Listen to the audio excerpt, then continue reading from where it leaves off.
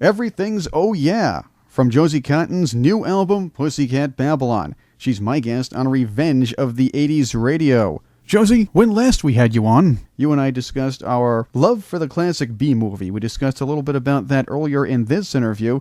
I wanted to get your thoughts on some of this as well. Fans will remember that Invasion of the B-Girls featured covers of songs from classic B-movie soundtracks, and a lot of modern producers have tried to recapture the magic of the old B-movies and haven't been able to do that, even though they've really tried hard with that. What do you see as why the 50s, 60s, and 70s B-movies had so much appeal and still have that appeal today?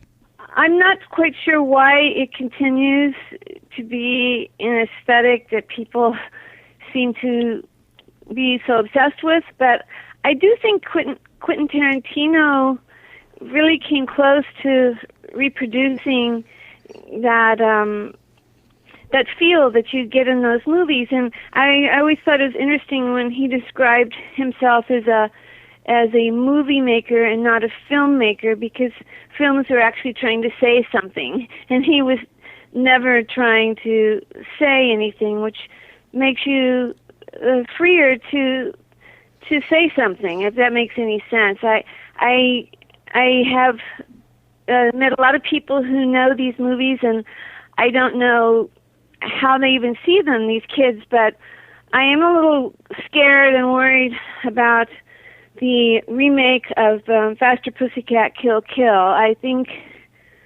that is really playing with dynamite. I mean, how do you make that movie better than it was?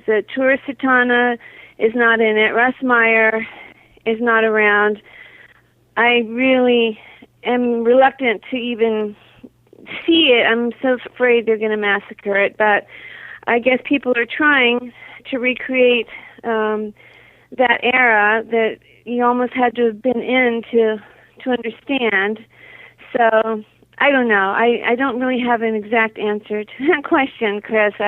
It's vast. It's I could write a doctoral thesis on it, I suppose, but people smarter than me, I'm sure, have a lot of theories.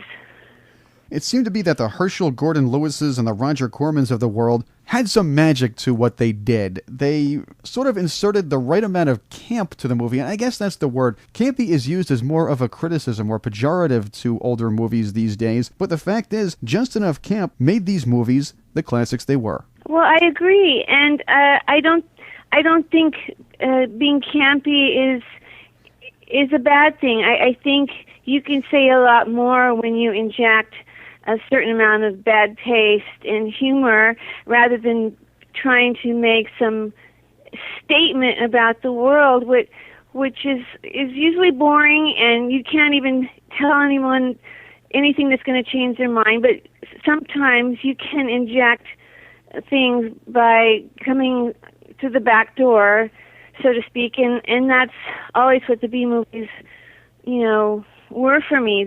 They just ignored all social norms and just went ahead with whatever ridiculous thing they were saying. And I don't know if some of these people were actually trying to be campy. I don't know if Roger Corman knew he was being campy, and that's almost like more amazing to me, that he was taking it his work rather seriously, which it's kind of fantastic. Wow, he didn't even know what it was that he was doing. So that's ironic too. The other thing is, advanced technology may have spoiled some of today's moviegoers. What makes some of these old movies magical, especially the low-budget classics, is that they had to improvise many times. The science fiction movies didn't have a high budget. They didn't have a lot of special effects, so they had to do things that most directors wouldn't even think about doing today. They had to work harder with less to try to put out the best movie they could.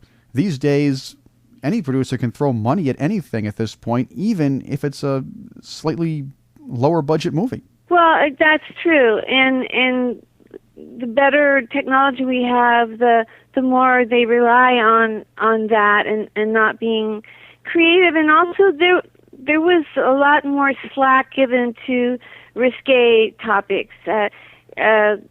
there was more accepted nudity during Russ Meyer's time, and not that he used that to the best possible extent with all his enormous, gigantic boob movies, and not my favorite of his, but there is a lot more restriction on expression and whatnot. I really I'm really not that excited about a lot of movies anymore.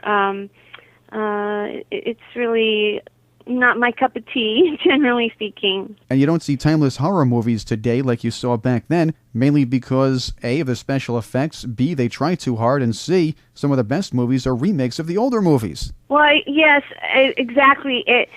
Except that Wolfman was absolutely unwatchable, and as much as I love Benicio del Toro, it was sad to see him fall out of my own throne that I had put him on, because it was really such a horrible remake. And I have to say, though, I did love the Inception movie, and that is one instance where technology, I thought, really paid off. It was something I don't think it could have been done before. So there is hope for technology, Chris. I don't completely reject all technology. Well, Josie, you talk about disappointment. I'm a radio guy. When I heard that there was going to be a movie called Wolfman, I went to it thinking it was a biography of Wolfman Jack. Think how disappointed I was. Oh! Well, then that's really sad. I lead a sad radio life. There we go. They don't even do biographies or movies about radio guys. I don't know. Nobody cares. Well, I guess because we all have the faces for radio. Josie Cotton's my guest on Revenge of the 80s Radio. I did want to ask you, Josie, what are a couple of your favorite classic B movies? I have to say that I love a movie called Danger Diabolik. Did you ever see that one? Yes, I like that one. Yeah, that's pretty lovely. And I like some really obscure ones. I don't know if you ever saw Alice in Acid Land. That was a really odd one. And not a lot of people saw that. But I also like some of the classic ones. I don't know if you call them B movies. They are now. But Planet of the Apes, I thought was pretty amazing. And that was, I guess, a big budget movie at the time, I'm guessing. Those were pretty amazing, and they stand up. For me, I live in my own world, Chris. I don't know what I'm talking about with all the stuff. I look at them and I have my own, reaction. So I'm probably saying a lot of things that someone might, disagree with, whatever. But I just watch them as they come up now. I don't watch the same ones over and over, but the ones on my record, Invasion of the Beat Girls, are some of my favorites, and all, the Russ Meyers, and Beyond the Valley of the Dolls is untouchable in my opinion in terms of a B movie. Yet it had big funding, so we're getting into terminology I don't even understand, because they did have a big budget, but that is definitely a B movie, and they wouldn't allow that kind of nudity now, I don't believe so. What I really liked, Josie, was that your video for Man Eater was a lot like an old B movie. Yeah, it was. It was funny. I brought the idea to my director, Jonathan London, and for a kind of a much trashier version of it, of reproducing that movie, and he wrote a script which made it into another kind of B movie, which was really fun, because it was a B movie about a B movie. I hope to do some more of those kind of videos.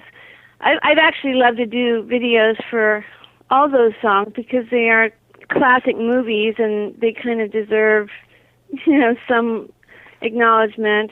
And since I stole their theme songs, basically, including Black Klansman, which... That would be an interesting video. Yeah. So there were a number that at some point I would just love to put into video format, representation of those movies and for that record. Also, a video of Mothra would be fun, too, wouldn't it be? Yes, it would be so fun. Josie, you just finished a video for See the New Hong Kong from Pussycat Babylon, as we're talking about videos. Well, it is like an Asian B-movie, love story, slash science fiction video that it has a lot of my own personal possessions in it, like my last video. I have a huge collection of Asian artifacts from Japanese and Chinese, and so we were able to, because of the nature of the title, See the New Hong Kong, we were able to put a lot of that into the video, and I think I've finally reached my satisfaction of all things Asian, because you don't get more Asian references than in this video. It's kind of insane. See the New Hong Kong and other tracks on Pussycat Babylon really showed an interesting range to your vocal talents as well. One song that was a standout to me was Stop Iggy Pop, where you had that sultry voice for part of it during the verses. Then when you went to the chorus, it was a nice short staccato. Yes, that was an experimentation of sounds that ended up having that title. I was writing the music before I had the lyrics, which is sometimes very hard to come back later and inject lyrics. I did not have a title for a long time, so the chorus was I just didn't know what the hell to do with that. And eventually I started noticing that it sounded very much like I was saying, Stop Iggy Pop.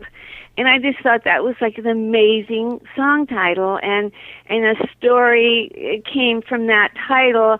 It's very insane, a story having to do with aliens and someone who crashes and is hiding in a disco, and they're looking for Iggy Pop, and they have to kill him, and so that was totally doing it backwards. But yeah, that's a very techno song, and it's one of my favorite songs on the record.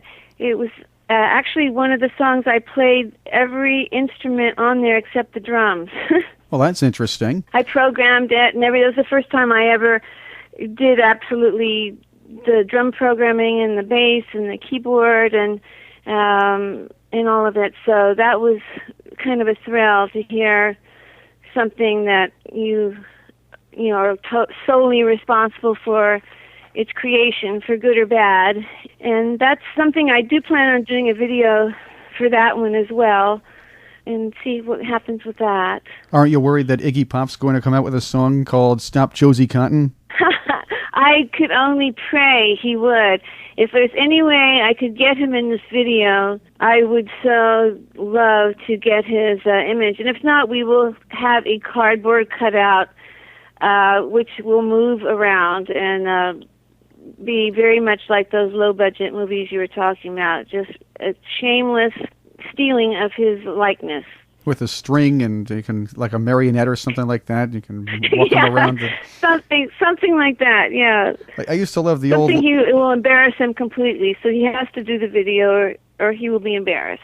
I used to love the old first seasons of Lost in Space where they showed the Jupiter 2 flying around. You could see the string. Chris? Yes, there was an amazing English TV show, a science fiction called UFO. Do you remember that one? Vaguely. That was a good one. It was a very unsympathetic guy from the future who killed people and was very handsome and was a dark soul in this super mad pad futuristic spaceship kind of thing. It's wonderful. I think it's from the 60s, so that's something to look out for. With me is Josie Cotton. Straight ahead, we'll talk more about her new album, Pussycat Babylon, and the Johnny Are You Queer video contest on Revenge of the 80s Radio.